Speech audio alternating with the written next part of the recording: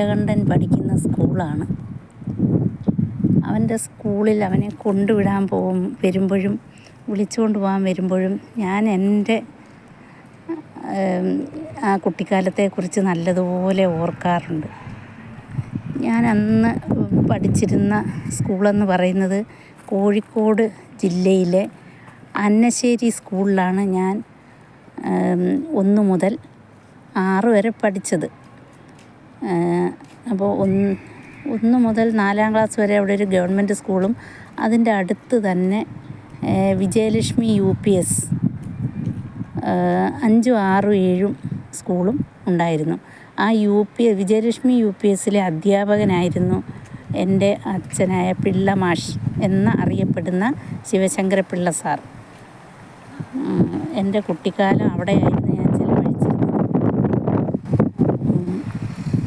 എൻ്റെ മകനെ കൊണ്ടുവിടാൻ വരുമ്പോഴും ഈ സ്കൂള് കാണുമ്പോഴും അന്നത്തെ ആ സ്കൂളിനെക്കുറിച്ചും ഇന്നത്തെ ആ സ്കൂളിനെക്കുറിച്ചും നമുക്ക് ഓർമ്മ വരും. കാരണം എന്താണെന്ന് വെച്ചാൽ അന്ന് ഞാൻ പഠിച്ച ഗവൺമെൻറ് സ്കൂളെന്ന് പറയുന്നത് അരഭിത്തിയും പനയോല കൊണ്ട് മേഞ്ഞ സ്കൂളുമായിരുന്നു.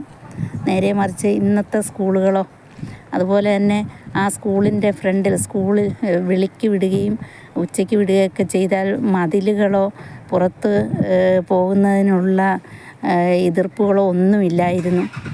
തൊട്ട് മുന്നിൽ തന്നെ വേലായുധൻ മുതലാളിയുടെ കൊപ്രാക്കടയും കോയാമുവിൻ്റെ തുന്നൽ കടയും അതുപോലെ തന്നെ അബുബക്കറിൻ്റെ പച്ചക്കറിക്കടയും ഇങ്ങനെയൊക്കെയുള്ള കടകളായിരുന്നു മുന്നിലുണ്ടായിരുന്നത്.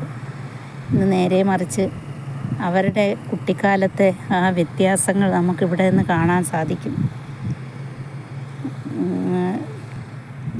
എൻ്റെ 1-ാം ക്ലാസ്സിലെ ക്ലാസ് ടീച്ചർ ശ്രീമതി ടീച്ചറായിരുന്നു. എനിക്കിപ്പോഴും ഓർമ്മയുണ്ട്.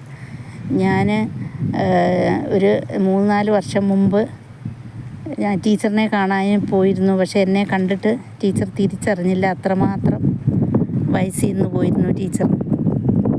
പിന്നെ നമ്മളിങ്ങനെ ഓരോ സ്കൂളും നമ്മുടെ കൊച്ചുമക്കളെ കൊണ്ടുവിടുമ്പോഴും പോകുമ്പോഴും ഒക്കെ നമ്മൾ പഠിച്ച സ്കൂളിനെക്കുറിച്ചും നമ്മളുടെ ടീച്ചേഴ്സിനെ കുറിച്ചുമൊക്കെ കുറേ ഓർമ്മകൾ നമ്മുടെ മനസ്സിലുണ്ടാകും.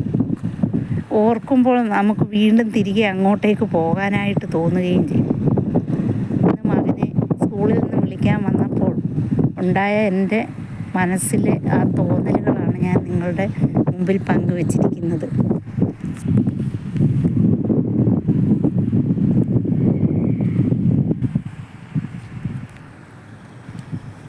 നേരത്തെ ഒരു വീഡിയോയിൽ ഞാൻ ഒറ്റത്തടി വൃക്ഷം, ഇവിടെ വീട് പണിയുന്ന വൃക്ഷത്തെക്കുറിച്ച് പറഞ്ഞിരുന്നു. അത് ഈ വൃക്ഷമാണ്.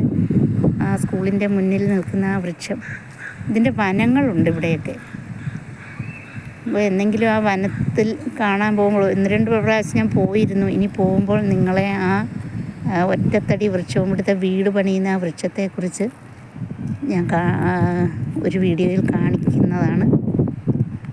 ഇപ്പോൾ ഈ സ്കൂളിനെ കുറിച്ചുള്ള ഓർമ്മകൾ ഞാൻ നിങ്ങളുടെ മുന്നിൽ കൂടി പങ്കുവച്ചിരിക്കുന്നു. എല്ലാവരും എൻ്റെ വീഡിയോ കാണുമല്ലോ. എൻ്റെ ബാക്കി ഓർമ്മകൾ അടുത്ത വീഡിയോയിലൂടെ ഞാൻ പങ്കുവയ്ക്കുന്നതായിരിക്കും. ഇന്ന് ഈ സ്കൂള് കണ്ടപ്പോഴുള്ള എൻ്റെ ഓർമ്മ ഞാൻ പറഞ്ഞതേ ഉള്ളൂ.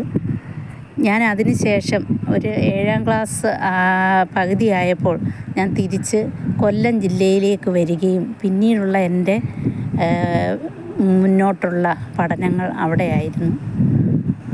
പിന്നെ ഓർക്കുന്ന കഥകളെല്ലാം ഞാൻ വീഡിയോയിലൂടെ നിങ്ങൾക്കും കൂടെ ഷെയർ ചെയ്തുതരാം. എൻ്റെ പ്രിയപ്പെട്ട കൂട്ടുകാർക്കും എന്നെ അറിയുന്നവർക്കും വേണ്ടി. കൊല്ലം ജില്ലയിലായിരുന്നു പിന്നീട് എൻ്റെ അധ്യാപന ജീവിതവും